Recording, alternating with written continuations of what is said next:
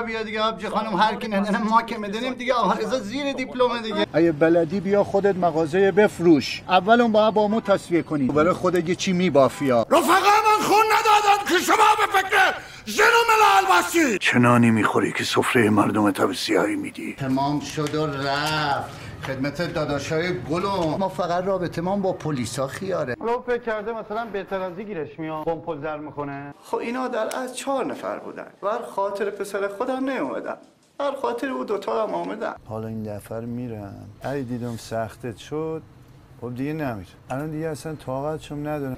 با این شناختی که از شوهرای خودشون دارن فکر کردین میگذارن یک لیوان آب خنک از گلوی شما پیاده بشه؟ نگو این فایم، نه گناه این بذاره، این سر و سامان نمیگیره دیگه. You only have one option. You got to face them.